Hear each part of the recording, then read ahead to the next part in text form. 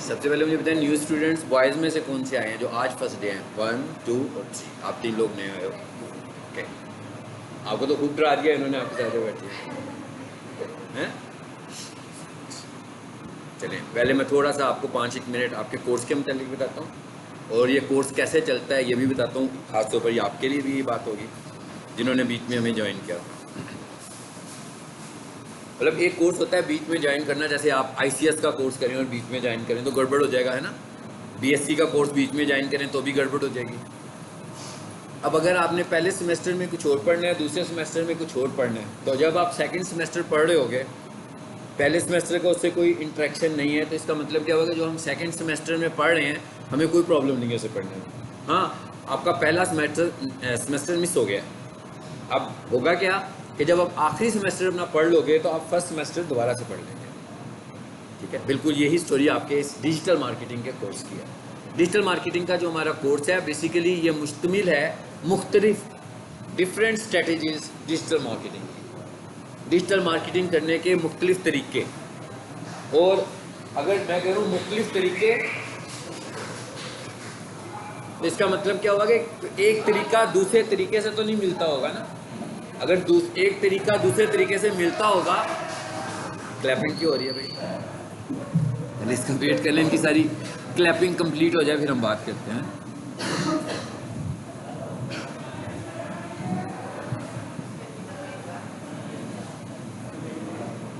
इस क्लासरूम में मेरा हाल कोई फंक्शन है बर्थडे? ये बहुत ड्राई क्लासरूम है, यहाँ पर बर्थडे भी नहीं होती किसी की, है ना।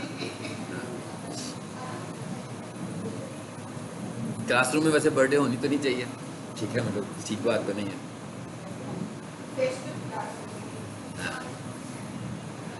मतलब बर्थडे सेलिब्रेट करने के लिए तो कोर्स में कोई बंदा एडमिशन नहीं लेता ना टीचर की मनानी चाहिए ना स्टूडेंट्स की मनानी चाहिए, ठीक है, दोनों की नहीं, है ना। टाइम वेस्टिंग है ना ये, मेरा ख्याल है हो गया है ना। तो हम इसको मुख्तलिफ स्ट्रेटेजी इसीलिए कहते हैं कि हर स्ट्रेटेजी अलग है। अगर हर स्ट्रेटेजी अलग ना होती तो 3 महीने हम एक ही चीज़ पढ़ते, हम 3 महीने एक चीज़ बिल्कुल नहीं पढ़ते। हमारे कोर्स की कुछ स्ट्रेटेजीज हैं जिनको मैंने कोर्स में नाम दिया हुआ है मॉड्यूल्स का, वो बड़े मॉड्यूल्स हैं, ठीक है। आपके कोर्स में जो सबसे बड़ा मॉड्यूल है ना वो SEO का मॉड्यूल है। SEO का मतलब है कि हम वेबसाइट्स को रैंक करवाना चाहते हैं। तो जब हम वेबसाइट्स को रैंक करवाना चाहते हैं तो अगर किसी को वेबसाइट पे काम करना नहीं आता तो वो वेबसाइट को रैंक भी नहीं कर सकता। इसलिए हम इसमें पहले वेबसाइट पे काम करना सीखते हैं, उसके बाद हम वेबसाइट को रैंक करना सीखते हैं। ये हमारे पूरे कोर्स में तकरीबन 1 महीना और सम टाइम इससे भी ज़्यादा टाइम लगता है, डिपेंड्स ऑन द स्टूडेंट कि स्टूडेंट इसको कैसे कैप्चर करें, कैसे अंडरस्टैंड करें। इसके अलावा जो इसके जितने भी मॉड्यूल्स हैं, social media marketing, Google ads, YouTube, मतलब जो भी बाकी के गूगल बिजनेस प्रोफाइल, ये सब मॉड्यूल छोटे मॉड्यूल्स हैं, इनमें से कोई भी बड़ा मॉड्यूल नहीं है। मतलब ये सब कुछ हम अंडरस्टैंड कर लेते हैं, कोई 4 लेक्चर्स में हो जाता है, कोई 3 लेक्चर्स में हो जाता है, कोई 5 लेक्चर्स में हो जाता है। और ये हैं क्या बेसिकली, मतलब आप फेसबुक पर भी एड्स देखते हो, आप यूट्यूब पर भी एड्स देखते हो, ठीक है। ये एड्स ही बनाना हमने सीखना है कि ये एड्स कैसे लगते हैं। सो ये कोर्स हमारा इस तरह मुख्तलिफ मॉड्यूल्स पर मुश्तमिल है और at the end of day हम ये सीख लेते हैं कि भाई हम लोगों ने किस तरह डिजिटल मार्केटिंग करनी है। ये सारे डिजिटल मार्केटिंग के प्लेटफॉर्म्स हैं। मतलब वेबसाइट को रैंक करना, जब वेबसाइट को रैंक करेंगे तो हमारी वेबसाइट टॉप पर आएगी, जब वेबसाइट टॉप पर आएगी तो बिजनेस को लीड्स मिलेंगी और बिजनेस मिलेगा। तो इसका मतलब क्या होगा कि इंटरनेट से हम लोग मार्केटिंग करने लगे हुए हैं, सोशल मीडिया से हम मार्केटिंग करने लगे हुए हैं, गूगल एड से हम मार्केटिंग करने लगे हुए हैं, अपने यूट्यूब चैनल से हम मार्केटिंग करने लगे हुए हैं। कुछ मार्केटिंग पेड है, कुछ मार्केटिंग ऑर्गेनिक है।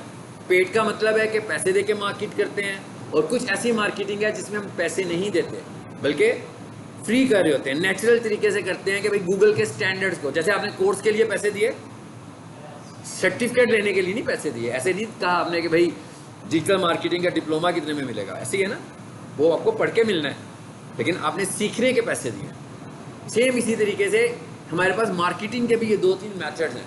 गूगल हमें कहता है कि भाई पैसे देकर ऐड लगवाना है तो विदाउट एनी एफर्ट मैं आपके ऐड को दिखा दूंगा।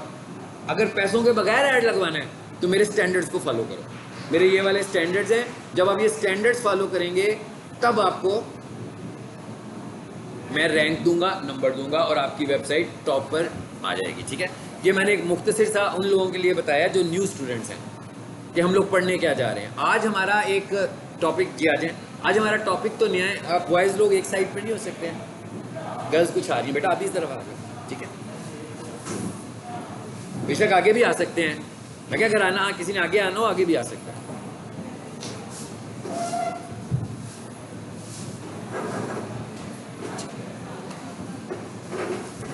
तो अभी हमारा जो प्रीवियस मॉड्यूल चल रहा था वो एसईओ का मॉड्यूल चल रहा था। जो न्यू स्टूडेंट्स हैं उन्होंने सपोज करना है कि आज आप समझिएगा कि आप एक इंट्रोडक्शन ले रहे हो, असल में हम आपका जो न्यू मॉड्यूल स्टार्ट होगा वो नेक्स्ट क्लास में शुरू हो जाएगा। ठीक है, सो आज आपने ये समझ लेना कि आपको मेरी समझ में आती है कि नहीं आती है।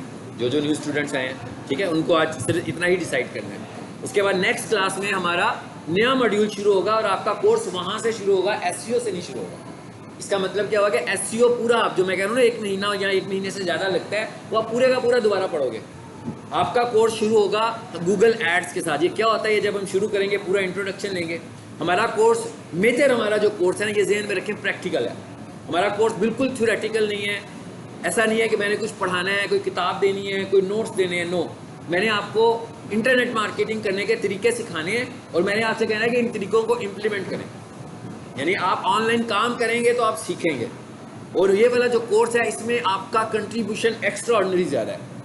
मतलब ऐसा नहीं है कि आप मेरा 1 घंटे का लेक्चर लें, 2 घंटे का लेक्चर लें तो आप कोई मास्टर बन के बाहर निकल जाओगे, ऐसे नहीं है। आप मास्टर उस वक्त बनोगे जब आप खुद प्रैक्टिस करोगे ये सारी चीज़ों की। सो आपको मेरे लेक्चर से निकलने के बाद सिर्फ इतना ही फील होगा कि हमें कॉन्सेप्ट समझ में आ गया, लेकिन जब आप अपनी हैंड्स ऑन प्रैक्टिस नहीं करोगे किसी भी चीज़ में तो आपको कुछ भी नहीं आने वाला। मैं हमेशा स्टूडेंट्स से कहता हूँ कि भाई 70 to 80% आप लोगों का काम है, 30 to 20% मेरा काम है। तो आपको प्रैक्टिस करनी है। जैसे कहते हैं ना, मैं कहूँगा आपको खपना है थोड़ा सा। हाँ, तो जो लोग खपेंगे वो सीख जाएंगे और जो लोग डर जाएंगे वो लोग नहीं सीख सकते। डरना नहीं है। खपने का मतलब क्या होता है? खपने का मतलब ये है कि भाई मैंने 1 घंटा काम कराया ना, तो आप लोग घर बैठे 3 घंटे प्रैक्टिस कर रहे हो, 4 घंटे प्रैक्टिस कर रहे हो, थक भी रहे हो, चाय पी रहे हो बार बार, कभी कुछ पी रहे हो, कभी कोल्ड ड्रिंक्स पी रहे हो, लेकिन करना है फिर आपको आएगा। तो अगर आप ये समझेंगे मैंने आज जो कुछ पढ़ाया घंटे में, आप उसकी घंटे में प्रैक्टिस करके एक्सपर्ट हो जाओगे, कभी भी नहीं होगा।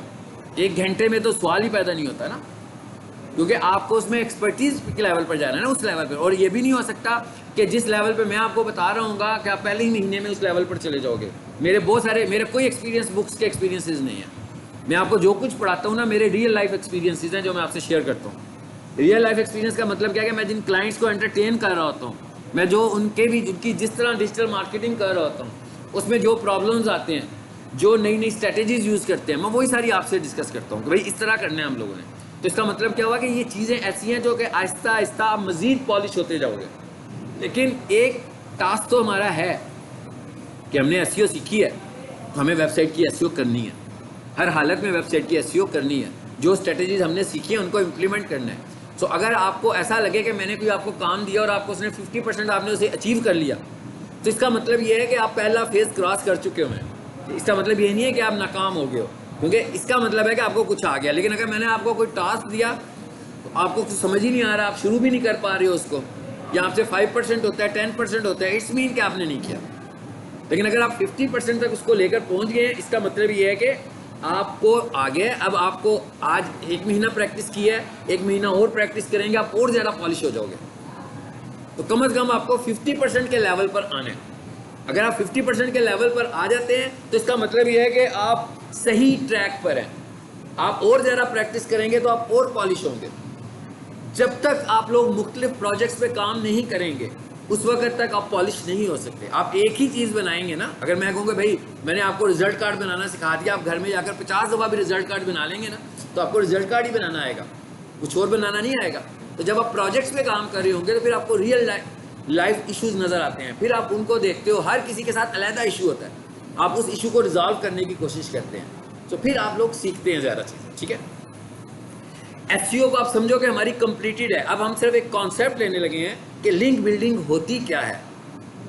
असल जो इंटेलेक्चुअल काम है ना हमारा, वो एसईओ का काम है। असल जो हमने वेबसाइट को रैंक करवाना था वो एसईओ से करवाना था, जो आप पुराने स्टूडेंट्स पढ़ चुके हुए हैं। आपने सिर्फ उसको इम्प्लीमेंट करना। और आपको याद होगा 1-2 लेसन पहले जो मैंने आखिरी लेक्चर आपको दिया था, मैंने पूरी की पूरी होस्टिंग में गया था, आपको होस्टिंग के अकाउंट में लेकर गया हूँ। वेबसाइट अपलोड की है, वेबसाइट अपलोड की थी हमने, मेरा ख्याल है कि सोफा क्लीनिंग वाली शायद ऐसी थी ना।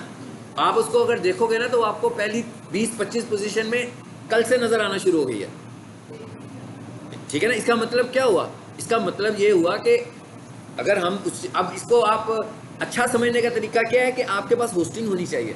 मैं जो कुछ दिखाऊंगा मैं तो आपको अपने अकाउंट पे दिखाऊंगा।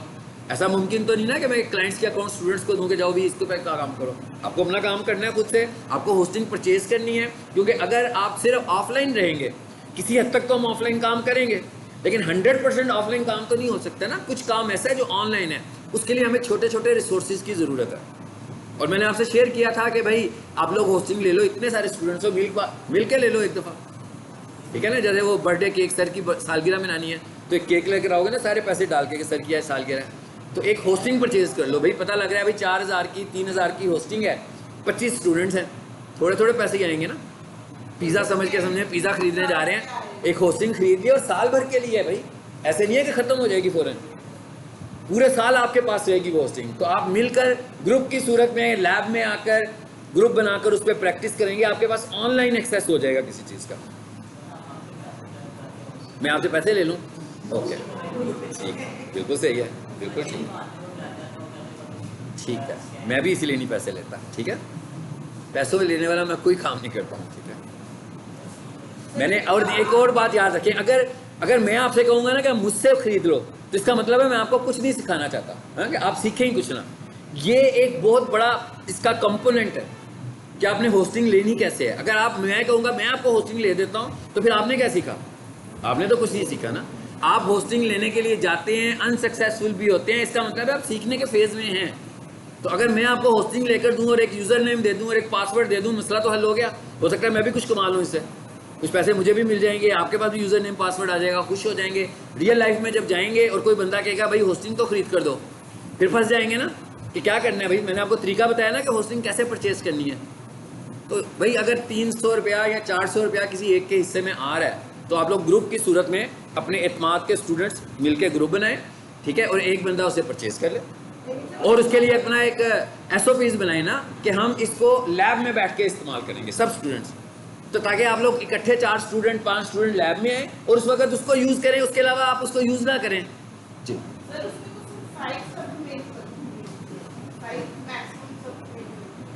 हाँ, 5 सब डोमेन होगी, कम से कम एक मेन डोमेन तो होगी ना। आप ये तो कर सकते हो, आप पहले अपना प्रोजेक्ट अपलोड करो, फिर आप अपना प्रोजेक्ट अपलोड करो। 1 बाय 1 सब लोग अपने प्रोजेक्ट्स अपलोड कर सकते हैं, सब लोग अपलोड कर सकते हैं ना। 5 प्रोजेक्ट्स तो अपलोड हो जाएंगे ना। तो आप लोग जब परचेज करने जाएंगे तो आप उनसे ये कह सकते हैं ना कि भाई हमें एडिंग डोमेन्स ना दो, हमें सब डोमेन्स दे दो। हमें ऐसा पैकेज चाहिए, मिसाल के तौर पर आप 5 स्टूडेंट्स लेते हैं मिलकर। अभी मैंने कल भी एक लोअर माल के एक स्टूडेंट को बताया था, वो कल मेरे पास लेकर आया था और मुझे भी नहीं पता था कितनी सस्ती मिल रही है। हाँ, वो 2000 रुपीज़ की एक सब डोमेन मिल रही थी। अब 2000 की डोमेन लेने का मतलब क्या है कि अगर 3 स्टूडेंट भी होंगे तो कितना कम कंट्रीब्यूशन होगा 1 साल के लिए। तो आप उनसे कहें कि हमें एक ही डोमेन दें, लेकिन हमें सब डोमेन ज़्यादा दे दें। मतलब अगर 5 स्टूडेंट्स मिलके ले रहे हो तो 5 स्टूडेंट उससे सब डोमेन ले लो। तो जब 5 स्टूडेंट लो और 5 स्टूडेंट डिसाइड कर लो कि भाई हम लैब में आएंगे और ये वाली प्रैक्टिस हम ऑनलाइन प्रैक्टिस लैब में कर लिया करेंगे। और फिर आप क्या करो, 5 स्टूडेंट मिलकर एक ही प्रोजेक्ट बना लो ऑनलाइन करने के लिए। वैसे आप एक से ज़्यादा प्रोजेक्ट्स बनाओ, लेकिन ऑनलाइन करने के लिए और SEO के रिजल्ट्स देखने के लिए एक ही प्रोजेक्ट बनाओ और इसको हम इसको देखते हैं और इसको मिलकर इंप्रूव करते हैं सारे। फॉर एग्जाम्पल SEO का स्कोर इंप्रूव होगा ना सबसे पहले। जैसे मैंने आपको उस दिन दिखाया था कि पता नहीं 82 समथिंग स्कोर आ रहा था। तो आप ये प्लान करेंगे, हम 4 लोग हैं, हमने इसका स्कोर कैसे इंप्रूव करना है खुद से मिलकर। जब 4 दिमाग बैठे होंगे मिलके तो आपको बहुत अच्छी चीज़ें समझ में आ रही होंगी। एक टॉपिक किसी को समझ में नहीं आ रहा, एक टॉपिक दूसरे को अच्छी अंडरस्टैंडिंग मिल रही है। इस तरह करने के बाद फिर आप अपनी इंडिविजुअल ले लें बाद में। फिर आपको जब फील होगा कि कितनी इंपॉर्टेंट है तो आप अपनी भी ले सकते हो। इसीलिए मैं आपको लाइव दिखा रहा था ना, मैंने आपको बिल्कुल वो अकाउंट दिखाया था जिसमें मेरे पास होस्टिंग मौजूद है और उस पर जाकर मैंने सब डोमेन क्रिएट की थी, उस पर जाकर मैंने वेबसाइट को लगाया था। ठीक है, चलिए अब आ जाते हैं ज़रा वापस आखिरी टॉपिक के ऊपर। और अब हमारा जो आखिरी टॉपिक था ना वो क्या था, वो था ऑफ साइट SEO। ठीक है, ये ऑफ साइट SEO है क्या, ये किस तरह का काम है। सबसे पहले तो मैं आपको ये बताऊं कि मैं खुद से भी लोकल क्लाइंट्स की बिल्कुल ऑफ साइट SEO नहीं करता हूँ। मैं रेकमेंड नहीं करता ये करना खुद से। उसकी वजह क्या है, उसकी वजह यह है कि ये एक लोकल टाइप का वर्क है, एक डाटा एंट्री टास्क है। डेटा एंट्री टास्क का मतलब क्या? ऑफ साइट एसईओ का मैंने आपको मेन कॉन्सेप्ट दिया था। क्या था ऑफ साइट एसईओ का मेन कॉन्सेप्ट? कि भाई ऑन साइट एसईओ का मतलब अपनी वेबसाइट के ऊपर काम करो और उसको रैंक कराओ। ओके, रैंक हो गई। अब वो कहता है कि अगर आपने अपनी वेबसाइट की गुडविल बनानी है तो आप क्या करें, आप अच्छी अच्छी दूसरी वेबसाइट्स पर जाएं और वहां जाकर अपनी वेबसाइट को एंटर करें। अब वेबसाइट को एंटर करने का मतलब क्या होगा? कोई डाटा एंट्री करनी पड़ेगी ना हमें, और एक वेबसाइट पर एंटर करने से आपकी गुडविल अच्छी भी नहीं होने वाली। थाउजेंड एंट्रीज जब होंगी तो ही हमारी गुडविल बेहतर होना शुरू होगी। ठीक है, सो मैं अपने तौर पर इसको डंकी वर्क समझता हूँ। ओके, मतलब मैं अपने तौर पर ऐसे ही है कि जैसे मैं आपको कहूँ कि भाई आप कंप्यूटर ऑपरेटर की जॉब कर लो या आप डेटा एंट्री ऑपरेटर की जॉब कर लो। ठीक है, हाँ आप एसईओ की जॉब कर रहे हो किसी सॉफ्टवेयर हाउस में, इसका मतलब क्या होगा? इसका मतलब ये होगा, मिसाल के तौर पर आप मुझसे एसईओ सीख कर जाते हो और वहाँ पर जॉब भी है एसईओ एक्सपर्ट की। ठीक है, आप जॉब कर रहे हो एसईओ की, वहाँ पर जाते हो, वो आपको रोजाना सुबह 500 लिंक्स देते हैं। और आपका काम क्या है? Link posting. आप एक दिन करोगे, 2 दिन करोगे, है ना, चौथे दिन आप क्या कहोगे? तो भैया मैं तो एसईओ का काम तो नहीं कर रहा, ये तो कोई मैट्रिक का बंदा भी बैठा होता, उसको भी कोई लिंक्स प्रोवाइड कर देते, तो उसने तो डाटा एंट्री करनी थी ना, सिर्फ कोई टेक्निकल काम ना। मैं कीवर्ड्स पे काम कर रहा हूँ ना, मैं वेबसाइट को रैंक करवाने के लिए। मैं सिर्फ शाम को रिपोर्ट देता हूँ कि आपने 500 लिंक्स दिए थे, उसमें से 200 पोस्ट हो गए हैं, 100 पोस्ट लिंक्स जो थे वो बैठ थे, वो पोस्ट नहीं हुए। तो ये किस्म का किस तरह का टास्क है? डाटा एंट्री टास्क है। ठीक है, लेकिन आपको इसका पता होना जरूरी है कि है क्या, ये साइंस क्या है। हम इसकी साइंस को समझना चाह रहे हैं कि ये कौन सी साइंस है जिसकी वजह से ये सब चीजें इंप्रूव होती हैं। कुछ लोग ऐसे होते हैं जो ये चाह रहे होते हैं कि हमारी वेबसाइट की गुडविल इंप्रूव हो। गुडविल इंप्रूव करने के लिए हम लिंक बिल्डिंग करते हैं, लेकिन रैंक करवाने के लिए हम ऑन साइट एसईओ करते हैं। यानी अगर मैं चाह रहा हूं कि मेरी वेबसाइट मेरी सर्विसेज के अगेंस्ट, मेरे कीवर्ड्स के अगेंस्ट पहले पेज पर नजर आए, तो इसका मतलब क्या भाई, इसके लिए मैं क्या यूज करता हूँ? इसके लिए मुझे ऑन साइट और टेक्निकल एसईओ की जरूरत है, जो आप लोग कंप्लीट कर चुके हुए हैं। और आपने देखा था कि मैंने उस वेबसाइट पे आपको बताया था हमने क्या किया, on site SEO, technical SEO apply किया सिर्फ, और वो वेबसाइट रैंक करेगी। प्रोफेशनल किचन वाली वेबसाइट रैंक करती है, ठीक है ना, दो कीवर्ड पे एक सब डोमेन रैंक कर रही है। तो इसका मतलब क्या हुआ, उस पर क्या हुआ है? सिर्फ on site SEO, technical SEO. तो आप सिर्फ ऑन साइट, अगर आप लिंक बिल्डिंग करें और बहुत हाई क्वालिटी लिंक बिल्डिंग करें, लेकिन आप ऑन साइट एसईओ नहीं करें, आप टेक्निकल एसईओ नहीं करें, तो आपकी वेबसाइट रैंक नहीं करेगी। आपकी वेबसाइट को रैंक करने के लिए जो पहला फैक्टर है वो ऑन साइट एसईओ और टेक्निकल एसईओ का फैक्टर है। ठीक है, अच्छा अब हम जरा देखते हैं कि अब हमारा टॉपिक क्या है। ऑफ साइट एसईओ में या लिंक बिल्डिंग में हमारा असल टॉपिक है क्या, और ये आपने साइंस समझनी है क्या साइंस है। इसमें हमारा टॉपिक ये है कि भाई हमने अच्छी अच्छी वेबसाइट्स को ढूंढना है जिनकी गुडविल अच्छी हो। बिल्कुल ऐसे ही है, जैसे इसकी एग्जांपल मैं ऐसे देता हूँ, जैसे पैकेजेस माल में कोई सेल वगैरह लग जाती है और पैकेजेस माल में ब्रांड्स ही ब्रांड्स हैं, ऐसे ही है ना। मतलब अगर मैं कहूँ सदर में शॉप्स, गारमेंट्स तो मुझे सदर से भी मिल जाएंगे बाजार से, लेकिन अगर मैं ब्रांड से शॉपिंग करना चाहता हूँ तो मैं शायद पैकेजेस माल चला जाऊँगा कि मुझे एक ही जगह पर नंबर ऑफ ब्रांड्स मिल जाएंगी। अब हम ये कहते हैं कि वो जो नंबर ऑफ ब्रांड है ना, उन्होंने एक सेल लगाई है, 50% ऑफ चल रहा है, इसका मतलब क्या होगा, रश लगा होगा वहाँ पे।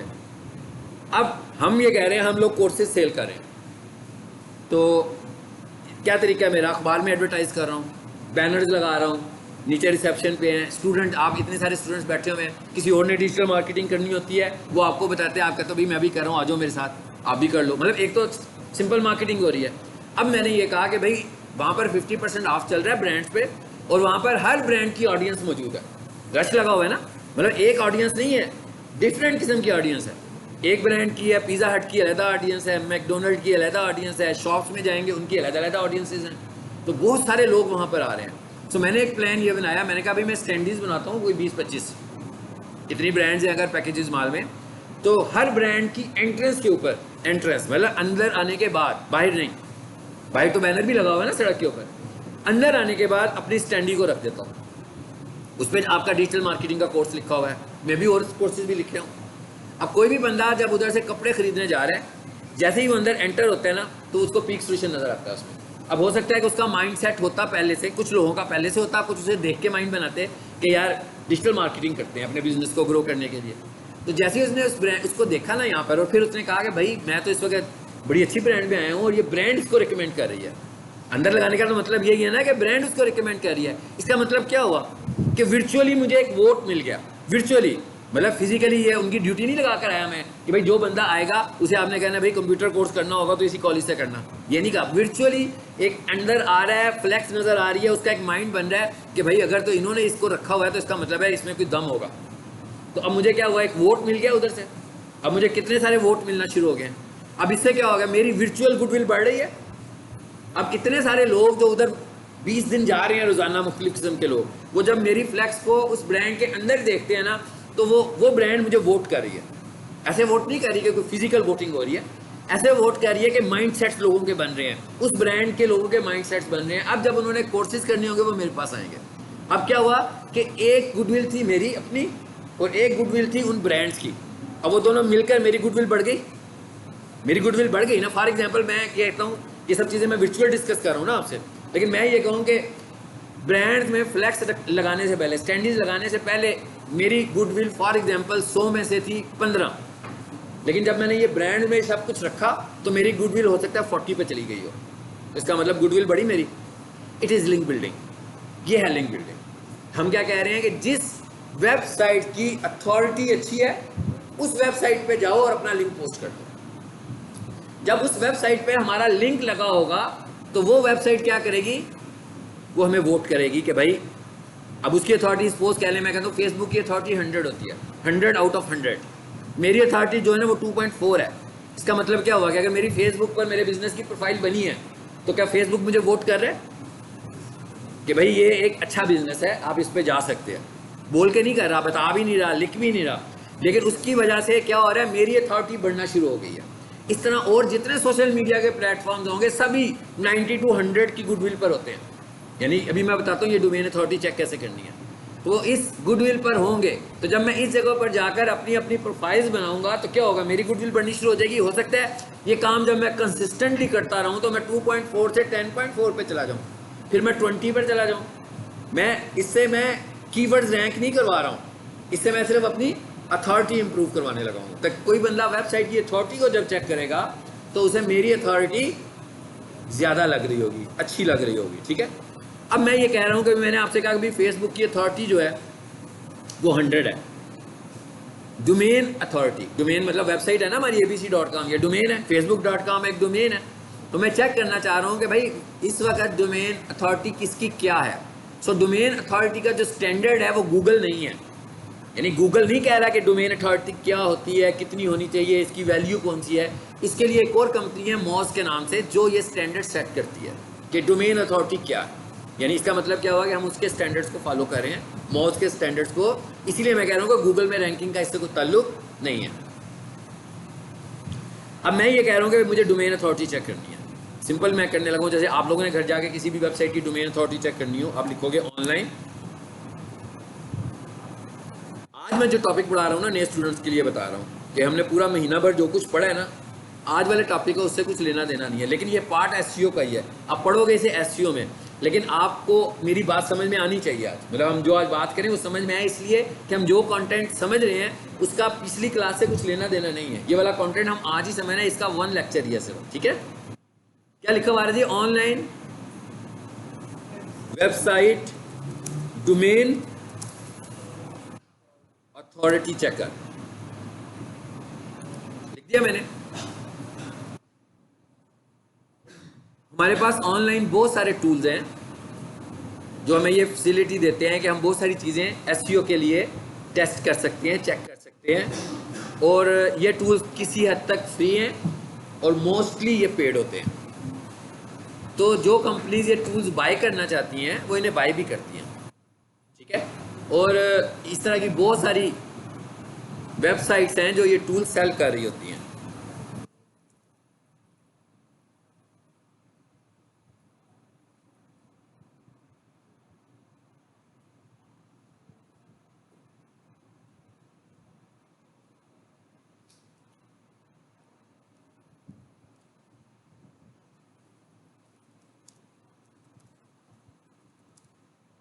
मैं एक कीवर्ड लिख रहा हूँ साथ पैरेलल, उस पर आते हैं अभी बस वापस। ये आपको ऑनलाइन फ्री मिल जाएंगे यहाँ से।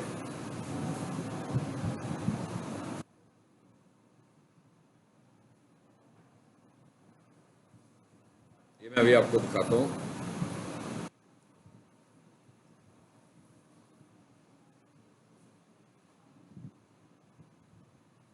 यहाँ पे नहीं आ रहा, चलिए पहले यहाँ पर आ जाए। ये कौन सा आ गया जी हमारे पास? Ahref सबसे एक्सपेंसिव जो टूल है ना एनालिसिस के लिए, एसईओ के एनालिसिस के लिए, दैट इज Ahref।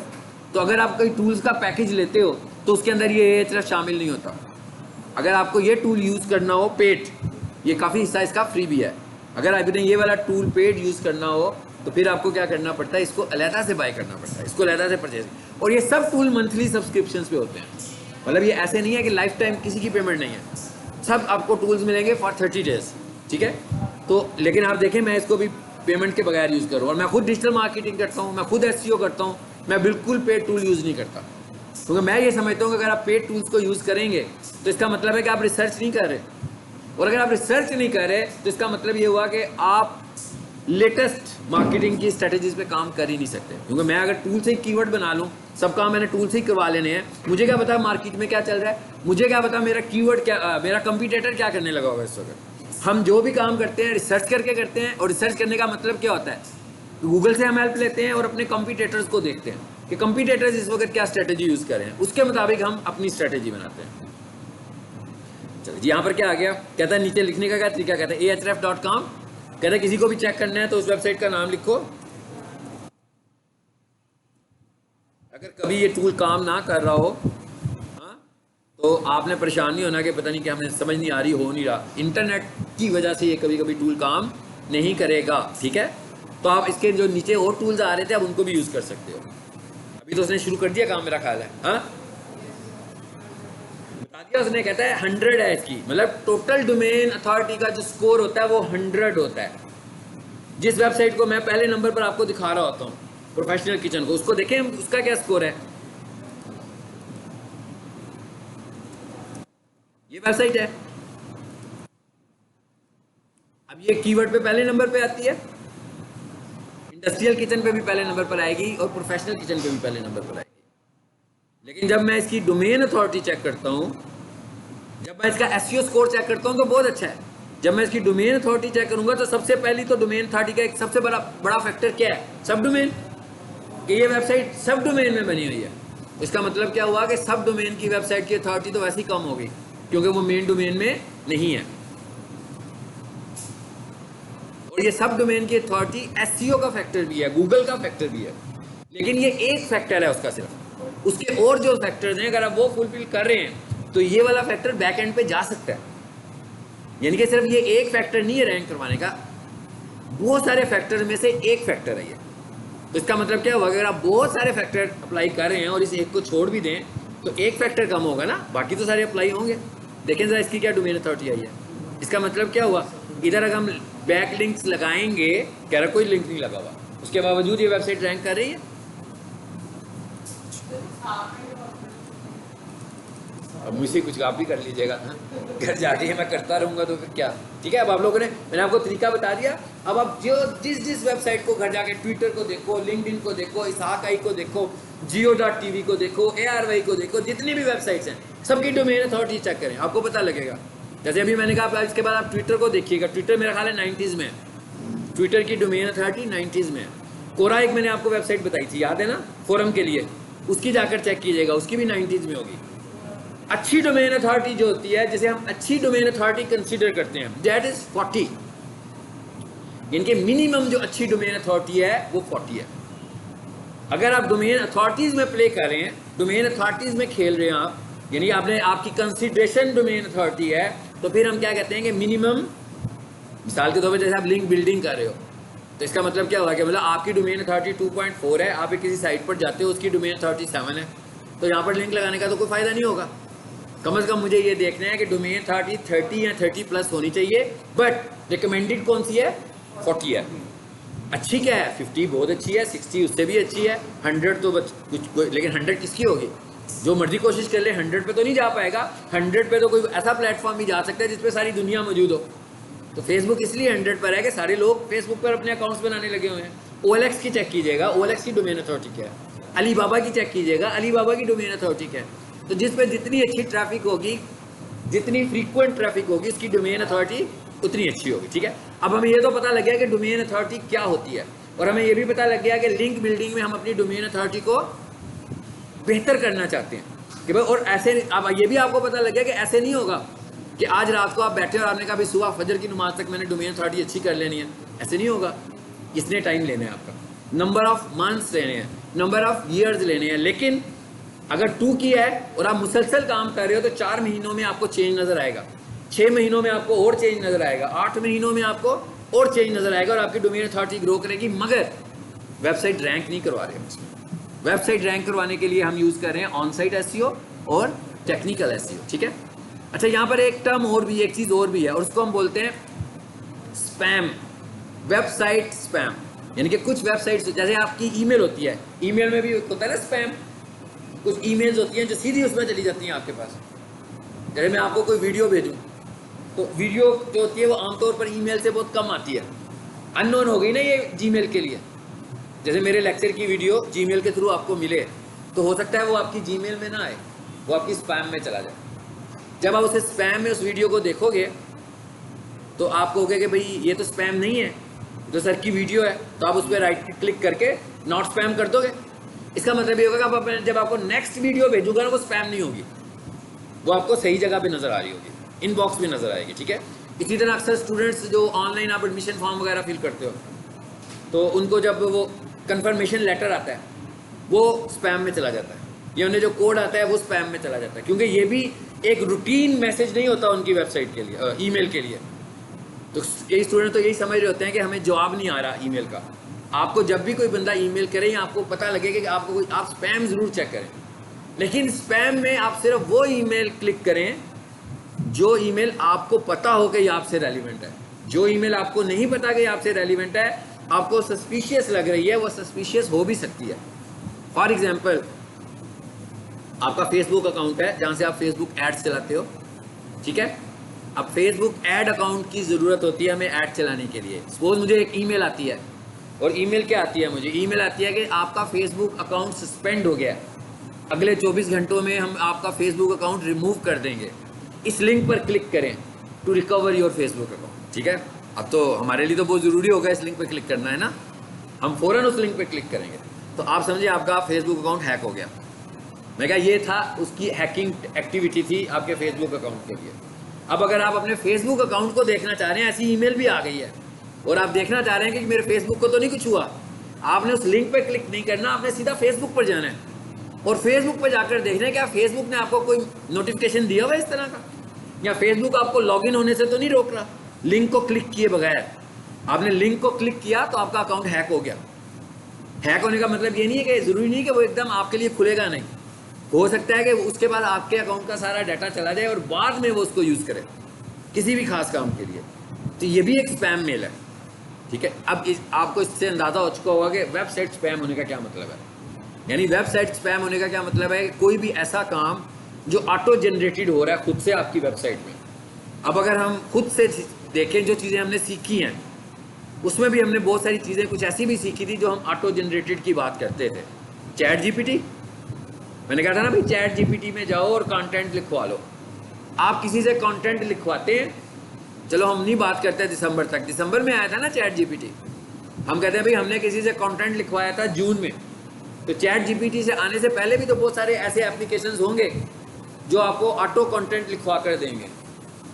इसका मतलब क्या हुआ कि मेरी वेबसाइट पे जो कंटेंट पड़ा हुआ है वो भी किसी हद तक ऑटो जनरेटेड कंटेंट हो सकता है। तो कोई भी ऐसा काम जो ऑटो जनरेटेड होगा, गूगल उसको भी क्या समझेगा कि ये स्पैम है। इसका मतलब क्या हुआ कि आपको स्पैम वो अलाउ करता है आपकी वेबसाइट पे, लेकिन किसी हद तक अलाउ करता है। अगर आपकी वेबसाइट 100% स्पैम है फिर ठीक नहीं है। आपकी वेबसाइट में थोड़ा स्पैम है, ये स्पैम का मैंने एक पार्ट बताया। एक पार्ट स्पैम का ये भी हो सकता है कि आपने जिस वेबसाइट पर जाकर लिंक लगाया है, मतलब आपको अपने स्पैम का तो पता है ना, आपने जिस वेबसाइट पे जाकर लिंक लगाया है वो स्पैम है इसका मतलब। और आपके पास बहुत सारे लिंक्स हैं जो स्पैमी लिंक्स हैं।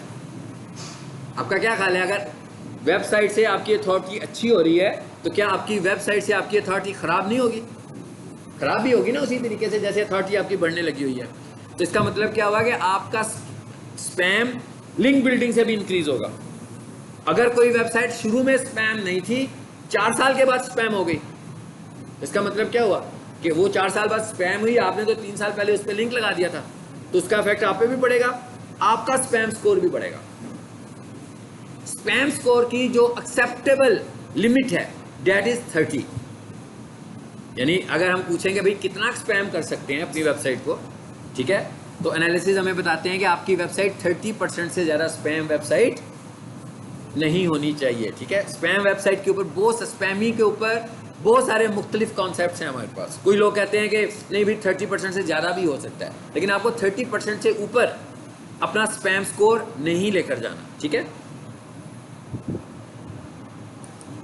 जी जी, चेक कैसे करते हैं मुझे पता था, आप ये सवाल करेंगे। ठीक है, अगले लिंक में मैंने कोड लिंक खोल लिया, जैसे मैंने अभी अथॉरिटी चेक की है उसी तरह मैं स्पैम स्कोर भी चेक कर लूँगा। क्या लिखूँगा? Online website spam score checker लिखूँगा।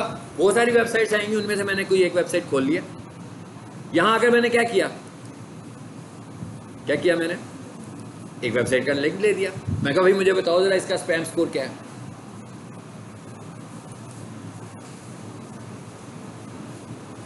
डीए का क्या मतलब है? Domain authority. पीए का क्या मतलब है? Page authority. पेज अथॉरिटी के बहुत सारे फैक्टर्स हैं, उसमें से जो मेजर फैक्टर है, ये भी मोज का स्टैंडर्ड है, लेकिन इसमें वो ऑन साइट एसईओ को और टेक्निकल एसईओ को लेता है कि भाई on site SEO technical SEO हुई है कि नहीं हुई।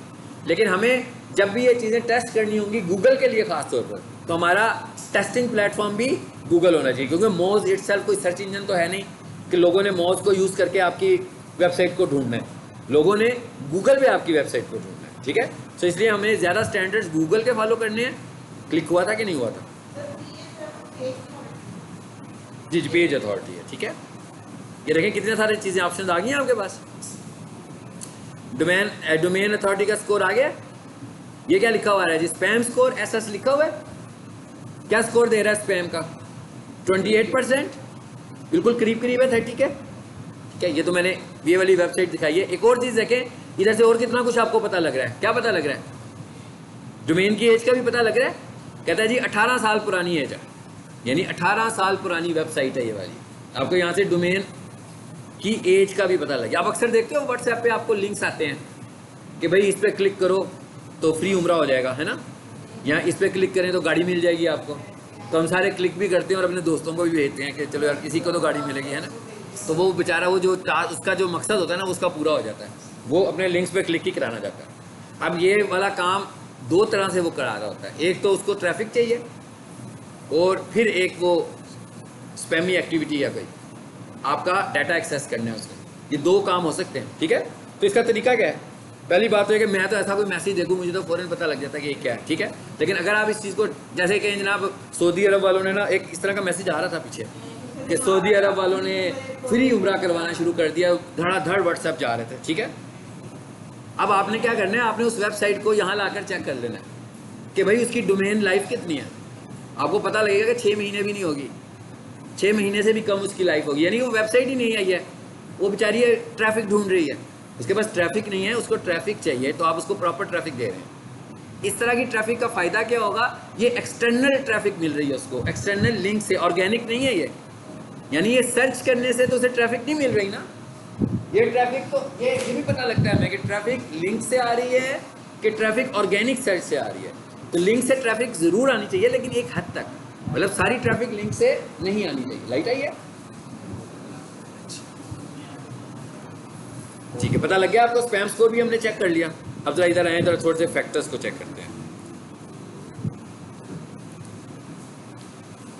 पहला फैक्टर, लोकल लिस्टिंग साइट्स। जैसे टेलीफोन डायरेक्टरी होती है, बिल्कुल इसी तरह हमारे पास लोकल लिस्टिंग वेबसाइट्स हैं। लोकल लिस्टिंग वेबसाइट का क्या मतलब होगा कि भाई मैं अपनी वेबसाइट को लोकली लिस्ट करवा सकता हूँ। टेलीफोन डायरेक्टरी में क्या होता था?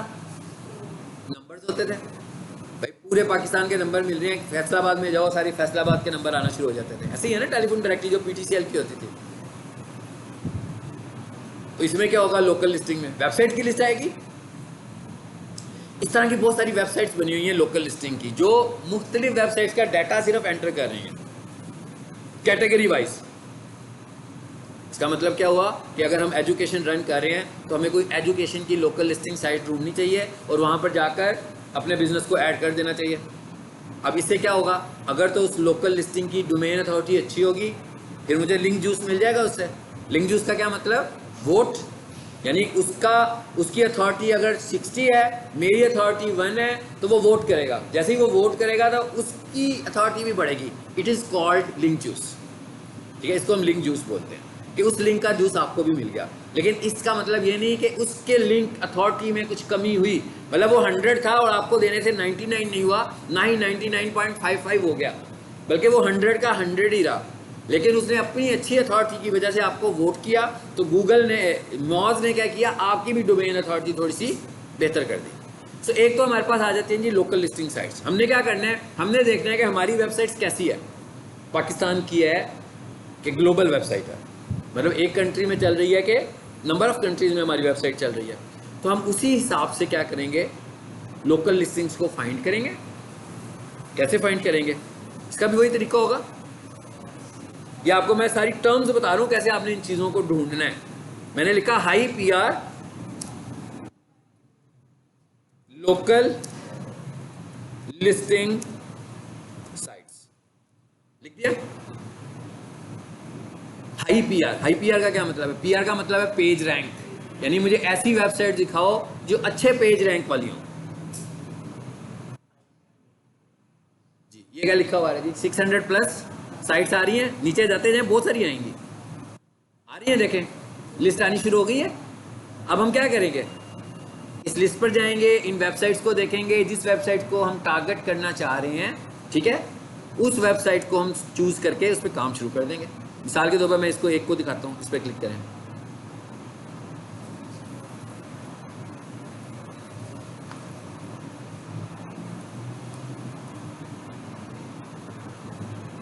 जी आ गया, कितनी सारी वेबसाइट्स आ रही हैं। अब इनमें से बहुत सारी वेबसाइट्स बैड भी हो सकती हैं, मतलब ऐसे, और इसमें होगा क्या, इस वेबसाइट पे जाऊंगा, या मुझसे साइन अप करवाएगा और मुझे कहेगा भाई अपना बिजनेस ऐड कर लो। बिजनेस ऐड करने का मतलब क्या होगा, मुझसे नाम पूछेगा, मुझसे कंपनी का नाम पूछेगा, मुझसे मोबाइल नंबर पूछेगा, मुझसे एड्रेस पूछेगा, मुझसे वेबसाइट का यूआरएल पूछेगा, सबमिट हो गया। ये काम हमें फ्री करने हैं, पैसों वाले नहीं करने हैं। क्योंकि अगर मैं किसी की एसईओ कर रहा हूँ और वो बंदा मुझे कहता है भाई ये ले 100,000 रुपीज़ आप मेरी वेबसाइट की एसईओ कर दें, या 50,000 रुपीज़ लें मेरी वेबसाइट की एसईओ कर दें, तो अब उसके बाद मैं उसे कहूँगा कि भैया मैंने आपकी लोकल लिस्टिंग करनी है, आप मुझे और पैसे दो, वो तो नहीं देगा ना, वो कहेगा मैंने तो आपको पैसे दे दिए सर्विसेज की, अब आप करें। तो इसका मतलब क्या होगा कि ये काम पेड नहीं करना। गूगल ऐड चलाएंगे तो पेड चलाएंगे, उसके लिए हमने गूगल को पे करना है। लेकिन जब एसईओ कर रहे हैं तो एसईओ के लिए हमने सारी स्ट्रेटेजीज ऑर्गेनिक यूज़ करनी है, पेड स्ट्रेटेजी को यूज़ नहीं करना। इसका मतलब क्या हुआ कि ये मुझे इसको ढूंढना है, जो मुझे मिलते जाएंगे उस पर मैं लगाता जाऊंगा। लेकिन यहाँ पर एक टर्म आ गई है ऊपर, ये आपके लिए नहीं है, पुराने स्टूडेंट्स को कह रहा हूँ कि डू फॉलो का मतलब क्या है। लिंक है, ये तो आपको पता लग गया ना कि लिंक मिलेगा हमें तो ये हमारी डोमेन अथॉरिटी बेहतर होगी। एक लिंक मिल रहा है हमें किसी वेबसाइट से, हाँ लिंक्स लगा रहे हैं ना उसके ऊपर जाकर। अब कुछ वेबसाइट्स हैं जो हमें लिंक्स देती हैं, तो उनके लिंक्स जो होते हैं उनको हम बोलते हैं डू फॉलो। और कुछ वेबसाइट्स होती हैं उनके जो हमारे लिंक्स होते हैं वो हमें क्या मिलते हैं, नो फॉलो। आपको जो लिंक जूस मिलता है वो डू फॉलो से मिलता है, आपको नो फॉलो से लिंक जूस नहीं मिलता। इसका मतलब ये होगा कि इस बात को सुनने के बाद आपके जहन में फौरन आया होगा कि भाई जो नो फॉलो होगी मुझे उसे सोचना भी नहीं है। ऐसे ही है ना, यही जहन में आती है ना बात, नो हमने उसके मुतालिक भी सोचना है। क्यों सोचना है, देखिए हम एक खास काम करने लगे हुए हैं ना, अपनी वेबसाइट की रेपुटेशन को बढ़ा रहे हैं। और गूगल मुझे कहता है कि भाई जो डू फॉलो का लिंक होगा वो आपको वो वोट करेगा, ऐसे ही है। जो नो फॉलो का लिंक होगा वो आपको वोट नहीं करेगा मगर ट्रैफिक तो देगा। यानी उस जगह पर जाएंगे और उस जगह पर अगर रेलिवेंट लोग बैठे होंगे तो वो आपकी वेबसाइट पे शिफ्ट करेंगे ना। आपको लिंक जूस तो नहीं मिला, लिंक जूस ने तो आपको डायरेक्ट वोट कर दिया ना, लेकिन जहां लिंक जूस नहीं मिला वहां से ट्रैफिक तो मिली अगर रेलिवेंट थी, अगर लिंक रेलिवेंट था। तो जब ट्रैफिक मिली तो उससे ऑटोमेटिकली क्या हुआ, हमारा रैंक इंप्रूव होना शुरू हो गया। ट्रैफिक ही तो हम चाह रहे हैं। तो इसका मतलब क्या हुआ, गूगल हमें एक और बात क्या कहता है, गूगल कहता है कि ये नहीं समझना कि आप बल्क में लिंक्स लें, बल्कि आप ये देखें आप क्वालिटी में लिंक्स लें। आपके लिंक्स क्वालिटी होने चाहिए।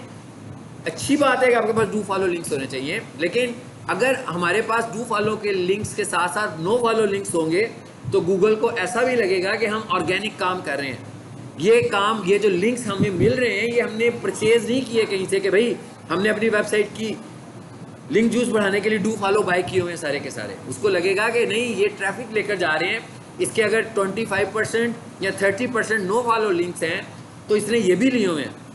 क्यों लिए हुए हैं?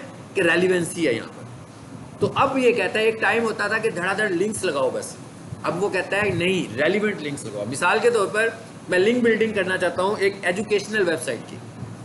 क्या मैं एक एजुकेशनल वेबसाइट की लिंक बिल्डिंग शूज़ की वेबसाइट पे कर सकता हूँ? नहीं कर सकता ना। इलेक्ट्रॉनिक्स की वेबसाइट पे भी नहीं कर सकता। इसका मतलब क्या हुआ कि मुझे एजुकेशनल के लिए मुझे एजुकेशनल वेबसाइट्स को ही ढूंढना है। इसको बोल रहे हैं रेलिवेंसी। यहाँ मुझे ऐसी लिस्टिंग ढूंढनी है जो एजुकेशन को सपोर्ट कर रही हो। ऐसी लिस्टिंग नहीं ढूंढनी जहाँ पर कंप्यूटर बिक रहा हो, माउस बिक रहे हो, लैपटॉप्स बिक रहे हो, ठीक है, ये चीज़ें बिक रही हो, वो वहाँ पर हमने नहीं जाना। तो इसका मतलब क्या हुआ कि हमें लिंक्स नहीं लेने, हमें रेलिवेंट लिंक्स लेने। इससे हमारी डोमेन अथॉरिटी जल्दी ग्रो होगी। तो एक स्ट्रेटेजी हमारे पास क्या हो गई? लोकल लिस्टिंग की। स्ट्रेटेजी नंबर 2, उसे हम क्या बोलते हैं? अच्छा, इस लोकल लिस्टिंग का ना एक नाम और भी है, ब्रैकेट में मैं लिख देता हूं, नेट। ठीक है, इसे हम बोलते हैं net type listing. Net type listing का क्या मतलब है? जो पुराने स्टूडेंट्स हैं, इन्होंने गूगल बिजनेस प्रोफाइल बनाई थी ना। जब हमने गूगल बिजनेस प्रोफाइल बनाई थी तो हमने किया क्या था?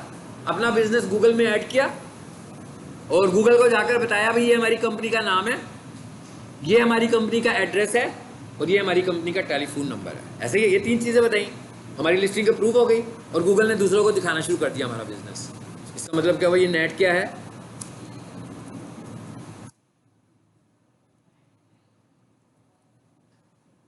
यही बताया ना मैंने आपको कि लोकल लिस्टिंग में हम ये चीज़ें ऐड करते हैं। सो लोकल लिस्टिंग असल में किस तरह की लिस्टिंग है? नेट टाइप लिस्टिंग है ये। इस लिस्टिंग को हम बोलते हैं नेट। बाकी की जो लिस्टिंग मैं बताऊंगा वो नेट नहीं होगी। इसका मतलब ये भी आपको पता लग गया कि लोकल लिस्टिंग में हमने बस 2-3 चीज़ें ही उसको बतानी है जाकर, नाम, एड्रेस, फोन नंबर, और जहाँ जहाँ यूआरएल मुझसे पूछेगा, क्योंकि यूआरएल बताना ज़रूरी है, यूआरएल बताएंगे हम। और ये भी आपको पता लग गया कि लोकल लिस्टिंग, गूगल भी एक लोकल लिस्टिंग है। इससे आपको ये भी पता लग गया कि गूगल पर जब आप अपना बिजनेस रजिस्टर करते हो, मैं कहता हूँ ना लोकल मार्केटिंग, हमेशा ये कह रहा होता हूँ, लोकल एसईओ, तो मैं कहता हूँ लोकल एसईओ किसे बोलते हैं? गूगल बिजनेस प्रोफाइल को बोलते हैं। लोकली लोग आपको ढूंढने लगे हुए हैं और आप लोकली नजर आए। मिसाल के तौर पर बंदा कनाडा में बैठा हुआ है और वो कंप्यूटर कोर्स करना चाहता है, ठीक है, वो लिखता है best computer college near me, तो क्या लाहौर का कोई कॉलेज उसको नजर आएगा? ये लोकल मार्केटिंग हो रही है भाई, उधर से नजर आएगा। हाँ, जो बंदा लाहौर में बैठ के लिखेगा ना उसको लोकल के, लाहौर के नजर आएंगे। इसी वजह से हम गूगल बिजनेस प्रोफाइल को बोलते हैं कि ये लोकल मार्केटिंग कहलाती है, ठीक है। अच्छा, दूसरी चीज क्या है हमारे पास? Profile submission. अब ये प्रोफाइल सबमिशन का क्या मतलब है? प्रोफाइल सबमिशन में आप फेसबुक पे अकाउंट बनाते हैं, वो क्या पूछता है आपसे? सारा आपका डाटा लेता है ना। और अगर मैं फेसबुक पे पेज बनाता हूँ तो इसका मतलब क्या होता है? मैं अपना पर्सनल डाटा से तो कुछ नहीं बना रहा, मैं अपनी कंपनी के डाटा से बना रहा हूँ। मिसाल के तौर पर मैं डिजिटल मार्केटिंग करता हूँ, ठीक है ना, मेरा अपना एक अकाउंट है, तो मैंने एक पेज बनाना है पीक सॉल्यूशंस के लिए, या मैं कहता हूँ मैंने एक पेज बनाना है ऑनलाइन डिजिटल मार्केटिंग कोर्स के लिए। अब वो मैं तो नहीं हूँ ना इटसेल्फ, वो तो मेरा कोर्स होगा, उसमें मैं सारी चीज़ें कोर्स के मुतालिक लिखूंगा, उसमें मैं अपने कोर्स का सारा तस्करा करूंगा, सारी बातें कोर्स के मुतालिक करूंगा। जिसका मतलब क्या होगा? वो मेरा एक पेज होगा और उसकी एक प्रोफाइल होगी, उसमें क्या होगा? मेरा कोर्स लिखा होगा सारा, और अगर मैंने उस कोर्स के लिए कोई वेबसाइट बनाई होगी वो भी लिखी होगी, कॉन्टैक्ट नंबर भी लिखा होगा, सब चीज़ें ऐसी होंगी। तो इसका मतलब क्या होगा कि एक प्रोफाइल बन गई। अब ये प्रोफाइल कहाँ बनी जाकर? फेसबुक पर। फेसबुक की डोमेन अथॉरिटी क्या है? 100, मुझे वोट मिल गया। लिंक्डइन पे जाकर मैंने अकाउंट बनाया, सेम यही सब कुछ किया, मुझे वोट मिल गया। ट्विटर पे जाकर मैंने अकाउंट बनाया, मुझे वोट मिल गया। इसका मतलब क्या हुआ कि ऐसी जगहों पर जो आप प्रोफाइल्स बना रहे हो, यहाँ से भी आपको वोट मिलने लगा हुआ है, यानी यहाँ से भी आपकी लिंक बिल्डिंग होने लगी हुई है। और इस तरह के प्लेटफॉर्म्स को हम क्या बोल रहे हैं? Profile submission type. अगर मैं यहाँ आऊँ और अब मैं यहाँ आकर सर्च करता हूँ, क्या सर्च करता हूँ? High PR profile submission sites. जी, आ गई है लिस्ट में कितनी सारी। चले मैं कहता हूँ जरा कुछ थोड़ा सा काम लेटेस्ट कर लें। टूल्स में है, ये लिखा है एनी टाइम, पास्ट मंथ। मैं कहता हूँ मुझे लेटेस्ट प्रोफाइल सबमिशन साइट्स दिखाओ। जो रिसेंटली अपडेट हुई हैं, देखिए आ गई हैं 19 जुलाई 2023 की अब आ गई है, डाटा आ गया हमारे पास। ये क्या लिखा हुआ है? अब लोकल लिस्टिंग तो नहीं आ रहा, अब क्या लिखा हुआ है? Profile creation sites. वर्डप्रेस में हम वेबसाइट बनाते हैं, वर्डप्रेस में जाकर आप फ्री में अपनी प्रोफाइल भी बना सकते हैं, और वो profile is like a website. लेकिन वो मैं किसी को बताऊंगा नहीं कि भाई ये मेरी वेबसाइट है, वो मैंने सिर्फ लिंक बाय करने के लिए प्रोफाइल क्रिएट किया कि मुझे एक लिंक मिल जाएगा। आप वर्डप्रेस को चेक करोगे ना, वो भी 100 के करीब करीब है, उसकी डोमेन 30 भी 90 प्लस ही होगी। तो इसका मतलब क्या हुआ? उधर से भी मुझे एक अच्छा लिंक मिल रहा है। सो मुझे जहां जहां लिंक लगाने होंगे मैं उनकी डोमेन अथॉरिटी भी चेक करूंगा। देखिए ये क्या मैसेज आ गया कि 2000 डू फॉलो। अच्छा, अब ये भी हम देखेंगे जहां पर लिंक लग गया, फॉर एग्जांपल आपको क्रॉस चेक करना होगा यहाँ पर जो लिंक लगा है आपका, क्या ये डू फॉलो है कि नो फॉलो है। ये कैसे पता लगेगा? आपको सबको ये पता है कि लिंक कैसे चेक करते हैं, पता है लिंक कैसे चेक करते हैं? किसको फाइंड करते हैं? मैं लिंक को चेक करने के लिए कौन सा टैग फाइंड करते हो? एंकर का ए का AHREF को ढूंढते हो ना, भाई AHREF कहां पर है। सो इसका मतलब क्या हुआ कि डू फॉलो या नो फॉलो कहां पे मेंशन होगा? AHREF के अंदर मेंशन होगा। यानी AHREF में मुझे पता लगेगा कि ये मेरा लिंक डू फॉलो है कि नो फॉलो है। लेकिन जब मैंने आपको AHREF पढ़ाया था तो आपने देखा होगा कि वहां पर कहीं पर भी ये नहीं लिखा हुआ था, नहीं लिखा था ना, कहीं पर ये लिखा हुआ नहीं आता। इसका मतलब क्या हुआ कि कोई ना कोई उसका बाय डिफॉल्ट बिहेवियर होगा कि हर हाइपरलिंक जो होता है वो डू फॉलो होता है। हर हाइपरलिंक खुद से डू फॉलो है। अगर किसी ने आपको नो फॉलो हाइपरलिंक देना है, इसका मतलब क्या? वो मेंशन करेगा। कैसे मेंशन करेगा? ऐसे मेंशन करेगा।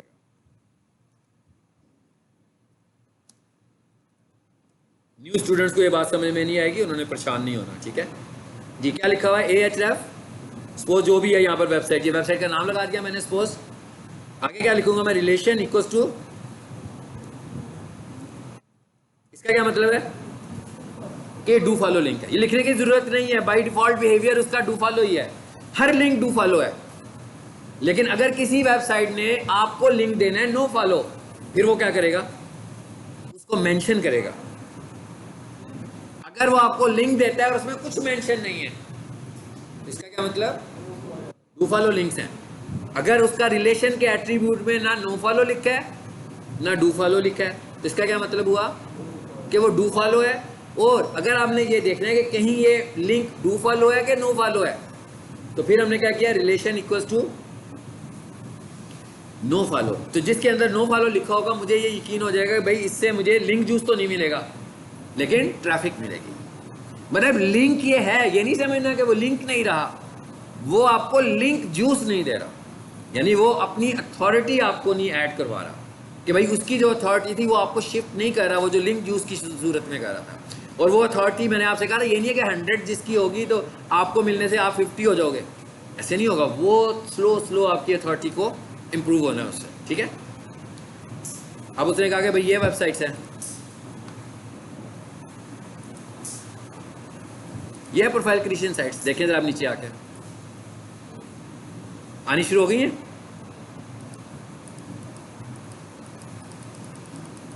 जरा ऊपर से स्टार्ट करते हैं। फेसबुक भी है ना बीच में। सारे के सारे दुनिया भर में जितने भी सोशल मीडिया प्लेटफॉर्म्स हैं ना, हर जगह जाकर आप अपनी प्रोफाइल बना दो। लिंक बिल्डिंग होगी आपकी। ये किस तरह की लिंक बिल्डिंग हुई? प्रोफाइल सबमिशन टाइप की लिंक बिल्डिंग हुई। ये हम प्रोफाइल बना रहे हैं, ठीक है।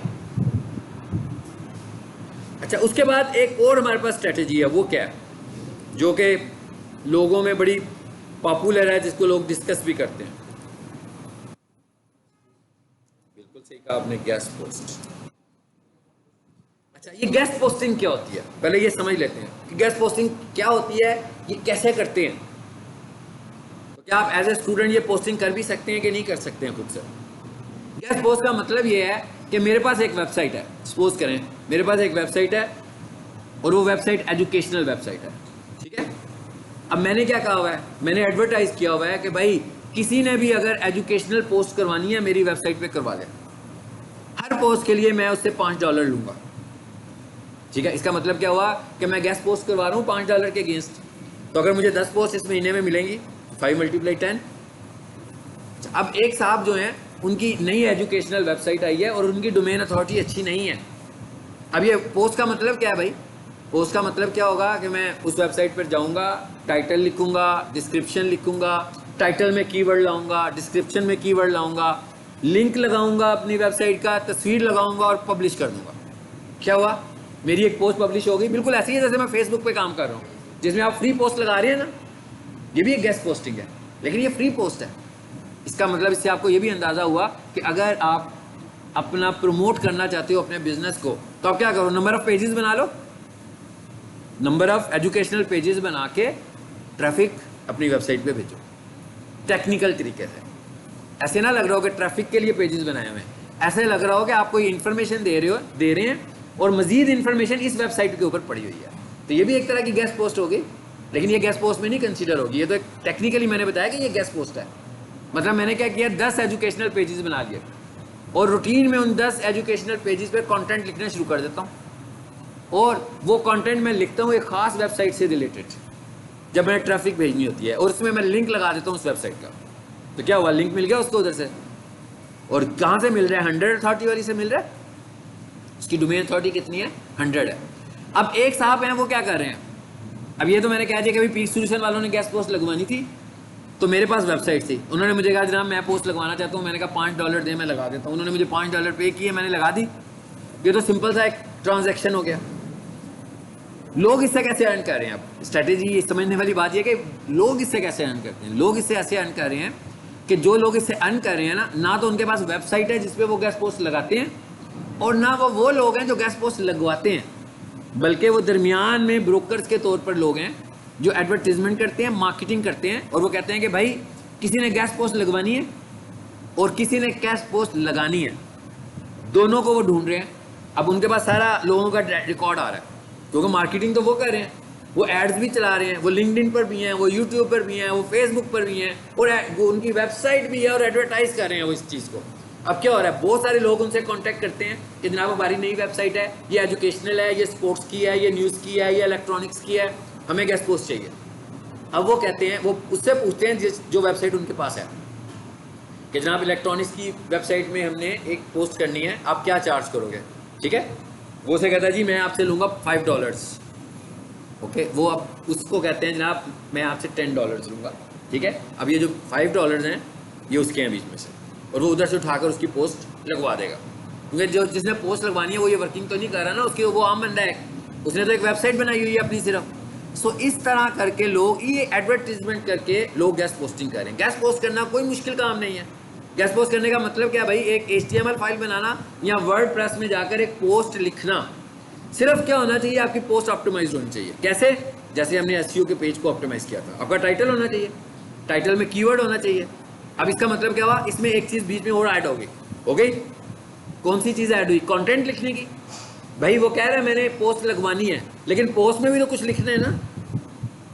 इसका मतलब क्या हुआ कि हो सकता है वो मुझे कंटेंट दे दे, और हो सकता है वो मुझे कंटेंट ना दे, और मुझे कहे भाई मेरा कंटेंट भी आप लिखें। अब मैं उसे कहूँगा ठीक है भाई, आपने अगर कंटेंट भी लिखवाना है तो उसके मैं इतने $3 एक्स्ट्रा लूँगा, फिर मैं यहाँ से अर्न कर रहा हूँ। सो ये है वो गेस्ट पोस्टिंग। अब आपको ये क्लियर हो चुका होगा कि गेस्ट पोस्टिंग फ्री नहीं है, ये पेड है। गेस्ट पोस्टिंग बिल्कुल पेड है। जो और गेस्ट पोस्टिंग की जो स्ट्रेटेजी होती है, अगर ये पेड स्ट्रेटेजी को यूज़ कर रहा है तो इससे कदरे लोकल लिस्टिंग से बेहतर आप जल्दी इंप्रूव करते हैं अपनी रैंकिंग को। लेकिन इसका मतलब क्या हुआ कि ये अच्छी खासी एक्सपेंसिव है, इसके ऊपर आप एडवर्टीजमेंट, इसके ऊपर आप इन्वेस्टमेंट कर रहे हो, यानी इस पर आप पैसे लगाने लगे हुए हैं, पैसों के साथ आप गेस्ट पोस्ट कर रहे हो, फ्री में नहीं कर रहे हो। अगर आपको कोई बंदा ये कह रहा है ना कि भाई मुझसे फ्री गेस्ट पोस्ट करवा लो, वो गलत कह रहा है। और जब आप उसकी वेबसाइट्स को देखेंगे तो वो ये चाह रहा है कि मेरे पास लिंक्स आ जाएं, उसकी वेबसाइट की अपनी कोई वर्थ नहीं है, क्योंकि हमने जिस पर गेस्ट पोस्ट करनी है हमने पहले उसकी वर्थ चेक करनी है कि उसकी वर्थ कितनी है। भाई उसकी अपनी डोमेन अथॉरिटी भी है कि नहीं है, ये ना हो कि मेरे ही करीब कहीं हो, तो वो ट्रैफिक लेने के लिए ये सब कुछ करने लगा हुआ है। कई लोग होते हैं ना ई-कॉमर्स की वेबसाइट्स बनाते हैं। ई-कॉमर्स की वेबसाइट्स कैसी होती है पता है सबको ना, सेलिंग वाली, डायरेक्ट सेलिंग वाली। तो जब वो नई वेबसाइट बनाते हैं तो वो दुकानदारों को जाकर मिलते हैं, फिर वो कहते हैं जनाब हमारे पास वेबसाइट है, आपने अगर कोई चीज़ सेल करनी है ना तो मेरी वेबसाइट से सेल कर लें, मैं आपको चार्ज भी नहीं करूँगा, आप इस पर आएँ, सिर्फ अकाउंट बनाएं और अपनी चीज़ पोस्ट कर दें, इसलिए कि उन्होंने अभी अपनी वेबसाइट को ग्रो करना है। फिर एक टाइम आता है जब वो दराज बन जाते हैं, है ना, या OLX बन जाते हैं, फिर वो ये कहते हैं कि अब हम आपसे पैसे लेंगे पोस्टिंग करने के। तो इस तरह भी लोग करते हैं, मतलब ये भी एक स्ट्रेटेजी होती है। मिसाल के तौर पर मैं ये कहता हूँ कि मेरे पास एक ही प्रोडक्ट है, अभी मैं माउस बेचता हूँ, अब मैं ई कॉमर्स की वेबसाइट बना लेता हूँ और मैं कहता हूँ भाई मैं तो करोड़पति बन जाऊँगा। ऐसे तो नहीं हो सकता ना भाई, बेचना तो मैंने माउस ही है ना। एक दिन में कितने लोग हैं जो मुझसे माउस खरीदेंगे? लेकिन अगर मेरे पास 1000 प्रोडक्ट्स हों, या मेरे पास 500 प्रोडक्ट्स हों, या मेरे पास 5000 प्रोडक्ट्स हों, तो भाई कितनी सारी सेल हो रही होगी, मेरी बढ़ जाएगी ना, मेरे पास चीज़ें बढ़ गई ना। एक सेल है, इस तरह तो आपकी सेल आप यूँ समझेंगे, अगर आप ऑफलाइन सेल कर रहे हैं, ठीक है, और आप साथ में ही अपनी प्रोडक्ट की ऑनलाइन सेल भी शुरू कर देते हैं, तो मेरा एक्सपीरियंस ये कहता है कि 20% से ज़्यादा आपको सेल नहीं मिलनी ऑनलाइन। उसकी वजह है कि आपके पास प्रोडक्ट बहुत कम है, प्रोडक्ट लाइन आपकी अच्छी नहीं है। अगर आपके पास प्रोडक्ट लाइन ज़्यादा होगी तो आपकी सेल बढ़ेगी। अगर आपका प्रोडक्ट ही एक है, मिसाल के मैं कहूँ मैं LED बल्ब बनाता हूँ, मैंने पूरी ई कॉमर्स की एक वेबसाइट बनाई और मैं कहूँगा भैया मुझे बंदों की ज़रूरत नहीं है, अब मैं वेबसाइट से चीज़ें बेच लूँगा। भाई कितने में LED बल्ब बेच लूँगा ऑनलाइन? लिमिटेड ही है ना। हाँ, मेरे पास LED बल्ब भी है, मेरे पास फ़ैन भी है, मेरे पास AC भी है, मेरे पास प्रोटेक्टर भी है, मेरे पास ये जो स्विचेस लगे हुए हैं ऑन ऑफ करने के। अब मेरे पास प्रोडक्ट लाइन बढ़ गई है। अब अगर मेरा LED बल्ब जिस दिन नहीं बिकेगा उस दिन मेरी दूसरी चीज़ बिक जाएगी। जब गर्मियाँ आएंगी तो मुझे पता होगा मेरे फैंस बिक रहे हैं, मेरे प्रोटेक्टर्स बिक रहे हैं, मतलब हर चीज़ सीजनल सेल हो रही होगी तो मेरी सेल होगी। इस तरह ऑनलाइन सेल होगी। ऐसे नहीं होता कि कोई बंदा कहता है ना फेसबुक पर आओ, शॉप बनाओ और करोड़पति बन जाओ। हाँ, ऐसे नहीं है। आपको देखना है कि आपके पास चीज़ क्या है, प्रोडक्ट क्या है। आपके पास प्रोडक्ट ही नहीं है सेल करने के लिए तो क्या कर सकते हैं आप? मतलब मैं डिजिटल मार्केटिंग को ऑनलाइन सेल करूँ, एक लिमिटेड हद तक सेल कर सकता हूँ ना, लेकिन अगर मैं डिजिटल मार्केटिंग को भी सेल करूँ, मैं ग्राफिक्स को भी सेल करूँ, मैं फाउंडेशन को भी सेल करूँ, मैं एंट्री टेस्ट को भी सेल करूँ, अब मेरी सेल कितनी बढ़ जाएगी? मतलब कभी मेरे एंट्री टेस्ट बिक रहा होगा, कभी मेरा डिजिटल मार्केटिंग बिक रहा होगा, कभी मेरी ग्राफिक्स बिक रही होगी। ठीक है, उसके बाद अगली चीज़ क्या है हमारे पास? ये सारे सोर्सेज क्या है हमारे पास? ये सारे सोर्सेज हमारे पास लिंक बिल्डिंग को ग्रो करने के सोर्सेज हैं। ठीक है, अच्छा, आर्टिकल्स लिखना ऑनलाइन हमारे पास बहुत सारी वेबसाइट्स होंगी जो आपसे कहेंगी आओ भैया आर्टिकल लिखो, मेरी वेबसाइट पर आए, आर्टिकल लिखें, और उसकी भी हम डोमेन अथॉरिटी चेक करेंगे, उसको भी चेक करेंगे कि वो डू फॉलो है कि नो फॉलो है। तो जब मैं वहां जाकर एक अपना आर्टिकल लिखूंगा और वो आर्टिकल इतना अच्छा होगा कि लोग उसको पढ़ेंगे, उस पर ट्रैफिक आएगी। मैं शुरू में जाते ही लिंक्स नहीं लगाऊंगा, पहले मैं आर्टिकल्स लिखने शुरू करूंगा, पहले मैं ट्रैफिक बाय करूंगा। जब मुझे फील होगा ना मेरे आर्टिकल्स पे बड़े लोग आ रहे हैं, फिर मैं अपने आर्टिकल को थोड़ा सा श्रिंक करूंगा और मैं आर्टिकल लिख रहा हूँ अपनी वेबसाइट पर, और आधा आर्टिकल मैं लिख दूंगा उस आर्टिकल्स की साइट पर जाकर। अब मैंने किसी को कहना है ना भैया आपने बाकी का आर्टिकल पढ़ना है, तो वहाँ पर मैंने अपना लिंक लगाना है, फिर मुझे लिंक जूस मिल गया। लेकिन अगर मैं पहला आर्टिकल लिखते हुए ही, और आर्टिकल सेम भी नहीं करना, आपका आर्टिकल्स की साइट पे डिफरेंट आर्टिकल हो, मतलब डिफरेंट तरीके से लिखा हुआ हो, और वेबसाइट पर डिफरेंट तरीके से लिखा हुआ हो, और अब आप उधर से ट्रैफिक ला रहे हो और आप पहला आर्टिकल लिखते हुए ही लिंक यूज करोगे तो आप ब्लॉक हो जाओगे। वो कहेगा भाई ये तो आप स्पैम कर रहे हो। हाँ, आप तो ट्रैफिक लेने के लिए कर रहे हो। आप ट्विटर से भी ट्रैफिक बाय कर सकते हो लिंक्स लगाकर, लेकिन अगर ट्विटर को समझ में आ गई, आजकल तो आपको पता है ना, वो बंदा मुझे लगता है इसी काम के लिए बैठा होता है कि क्या मैं देखूं क्या हो रहा है। अभी उन्होंने अपना लोगो चेंज किया है ना, कितना कुछ चेंज करने लगे हैं, सब कुछ चेंजेस के प्रोसेस में से गुजार रहे हैं, हर चीज़ को चेंज कर रहा है। जो पुराना सेटअप है वो बिल्कुल एक नई लुक देना चाहता है ट्विटर को, कि वो पुराने वाला ट्विटर लोग भूल जाएं। तो उधर भी अगर उनको फील हो गया कि भाई आप ये लिंक बाय कर रहे हो, असल में ट्रैफिक लेने मेरे पास आए हो, फिर नहीं।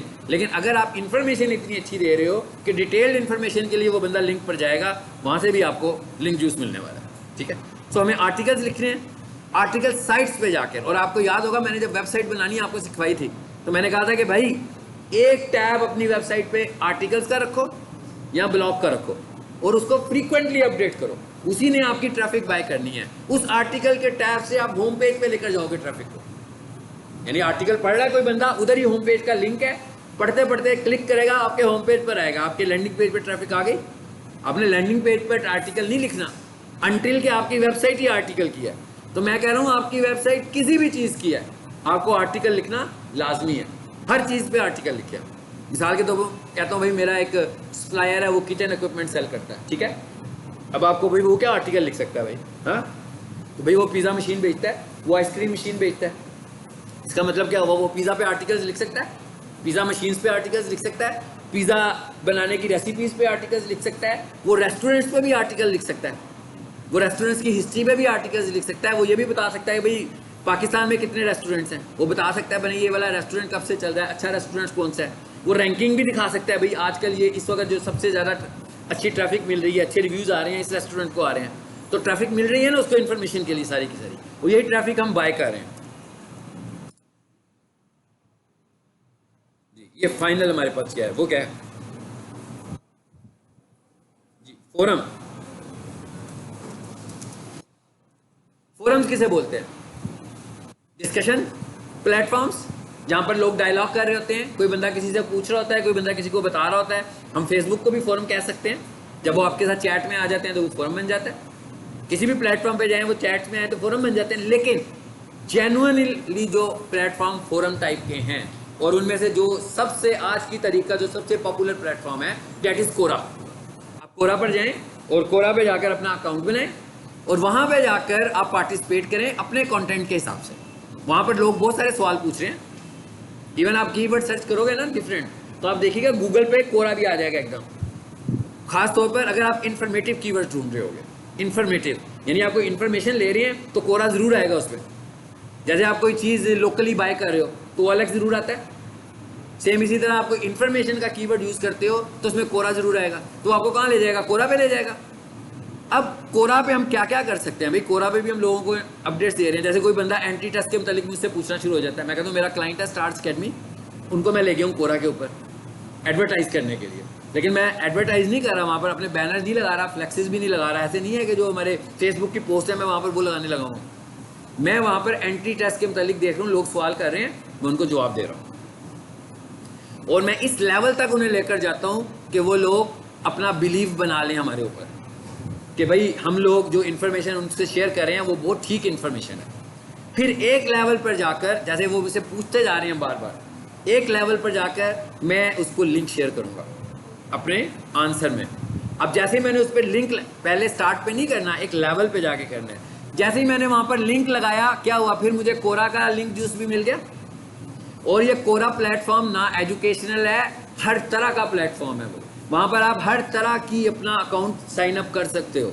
आप इलेक्ट्रॉनिक्स में हो, आप बिजनेस में हो, आप कमर्शियल हो, आप एजुकेशन में हो, आप सेल्स में हो, आप सर्विसेज में हो, आप हर तरह का अकाउंट बनाकर उसमें पार्टिसिपेट कर सकते हो। लेकिन अकाउंट अलहदा बनाए। मतलब मैं एजुकेशन बनाऊँ तो सिर्फ एजुकेशनल को चला रहा हूँ। और कई लोग कहते हैं जी कोरा से आप अर्निंग भी कर सकते हैं। हाँ, पैसे कमाना, कोरा से पैसे नहीं कमाए जा सकते, लेकिन कोरा से एक तरीके से आप पैसे कमा भी सकते हैं। कैसे? मिसाल के तौर पर मैंने एक इलेक्ट्रॉनिक्स का अकाउंट बनाया कोरा पे। वहाँ पर लोग जो है ना वो माउस के मतलब बहुत इन्फॉर्मेशन लेते हैं कि माउस क्या होता है, कौन सा माउस अच्छा होता है, मेरा माउस ख़राब हो गया, क्या हो गया, इसका लेफ्ट बटन काम नहीं कर रहा, राइट बटन काम नहीं कर रहा, इसका लेंस काम नहीं करता, सेल बहुत जल्दी वीक हो जाते हैं, फॉर एग्जाम्पल बहुत सारी है, इसकी ब्लूटूथ ठीक नहीं चलती। मैं क्या कर रहा हूँ, उसके साथ लगा हूँ, इंगेज किया हुआ उस बंदे को अपने साथ। बेसिकली मेरी क्या है, मेरी एक वेबसाइट है इलेक्ट्रॉनिक्स की, जहाँ पर मैं माउस बेचता हूँ। मैं इस पॉइंट से वहाँ पर गया हूँ माउस बेचने के लिए, लेकिन मैंने उसको नहीं बताया अपनी चैट में किसी भी जगह पर कि मेरी शॉप है या मैं माउस बेचूंगा आपको। मैं उसको इन्फॉर्मेशन दे रहा हूँ। एक लेवल पर आकर उसने मुझसे पूछ रहे हैं कि भाई मैं माउस कहाँ से खरीदूँ, अच्छा माउस कहाँ से मिलेगा, डू यू नो। अब मैं उसको एक लिंक भेजूंगा, यहाँ पर एक शॉप का लिंक भेजूंगा ऑनलाइन। उसे मैं कहूँगा भाई इसको विजिट करो और माउस परचेज कर लो। अब मैंने उसको जितना नॉलेज दिया ना, उसको मेरे ऊपर रिलायबिलिटी वैसे ही हो चुकी हुई है कि जो मुझे इन्फॉर्मेशन देगा वो ठीक इन्फॉर्मेशन होगी। अब असल में क्या है, असल में मेरी शॉप भी नहीं है। मैं कह रहा हूँ मेरी शॉप भी नहीं है माउस की, इलेक्ट्रॉनिक्स की शॉप भी नहीं है। मैं क्या कर रहा हूँ, मैं अफिलिएट मार्केटिंग कर रहा हूँ। अफिलिएट मार्केटिंग का क्या मतलब है भाई, ऐसे मैं फीस सेंटर जाएँ, उनके पास जाकर आप बैठ जाएँ, उनसे कहें जनाब मैं आपकी चीज़ें बिकवाना चाहता हूँ, ठीक है, आप मुझे बताएं मैं कैसे बेच सकता हूँ, आप मुझे कितना कमीशन देंगे। सिंपल, ये है अफिलिएट मार्केटिंग। लेकिन ऑनलाइन अफिलिएट मार्केटिंग का क्या मतलब है कि आप ऑनलाइन अफिलिएट मार्केटिंग का अपना एक अकाउंट बनाते हैं वेबसाइट पे जाकर। सब लोग कहते हैं हमसे हमारी अफिलिएट मार्केटिंग करो। इवन फ्रीलांसिंग प्लेटफॉर्म जो फाइवर है कितना अर्न करता है ना, उनका भी प्रोग्राम है अफिलिएट मार्केटिंग का कि भाई आप अपनी गिग तो सेल करनी है, आप दूसरों की गिग सेल करके पैसे कमाओ। मतलब आप एक्सपर्ट नहीं हो भाई, एक बंदा जो है उसकी गिग बहुत सेल होती है, आपने उसी की गिग पकड़ ली है और उसकी मार्केटिंग शुरू कर दी। अब उसकी गिग तो सेल हो रही है ना, अपने तौर पर जो सेल हो रही है उसमें तो आपका कोई शेयर नहीं है, आपके लिंक से जो सेल हो रही है ना उसमें आपको पैसे मिलेंगे। यह है अफिलिएट मार्केटिंग। इसका मतलब क्या हुआ कि मैंने उस शॉप पे जाकर अपना अफिलिएट अकाउंट बनाया था। अब मैंने उसे जो लिंक भेजा उस लिंक के अंदर मेरा अफिलिएट आईडी मौजूद है। अब अगला क्वेश्चन तो ये है ना कि भाई कंपनी को कैसे पता लगेगा ये सेल मेरे से आ रही है? बहुत सारे लोगों से आ सकती है ना, वो उसे कैसे पता लगेगा कि इसका अकाउंट इस साहब को मैंने भेजना है, भाई 10% या 20% जो प्रॉफिट है मैंने इसको देना है। तो जब आप अपना अफिलिएट अकाउंट बनाते हो तो उसका एक यूनिक आईडी होता है, यूँ समझ लो कि उसके बीच में एक नंबर है ABC 786, वो एक बंदे को मिल गया। अब वो जो आपको लिंक बनाकर देगा ना, उस लिंक के अंदर ABC और 786 मौजूद है। जब कोई भी बंदा उस लिंक से परचेज करेगा तो उनके पास जो परचेज आएगी एक URL से आएगी, उस URL में वो 786 होगा, उनका सिस्टम होगा कि हाँ भाई ये इधर से आई है, इसके अकाउंट बना हुआ है, इसके अकाउंट में पैसे डाल दो। So it is the way of affiliate marketing. लेकिन अफिलिएट मार्केटिंग भी हम उसी वक्त कर सकते हैं जब हमारे पास ऑडियंस मौजूद हो। अगर आपके पास कोई बेचने वाली जगह ही नहीं है, कोई प्लेटफॉर्म ही नहीं है, सो इस तरह करके आप कोरा से भी कमा सकते हो। लेकिन कोरा आपको कोई रुपया नहीं दे रहा, कोरा एक इन्फॉर्मेशन प्लेटफॉर्म है। लेकिन अगर देखा जाए तो ये एक तरीका है जिसे हम कोरा से अर्निंग करने लगे। ठीक है, समझ आ गई बात की? मेरा ख्याल है आप लोग थके हैं, इसे हम वाइंड अप करते हैं और इंशाल्लाह नेक्स्ट क्लास में हम लोग अपना नया मॉड्यूल शुरू करेंगे गूगल एड्स का। ठीक है, और ये अगले मॉड्यूल सारे हमारे शॉर्ट हैं। अगर कोई 2 लेसन में नहीं आएगा तो उसको फील होना चाहिए कि उसने 60% या 70% वो मॉड्यूल मिस कर दिया। ठीक है।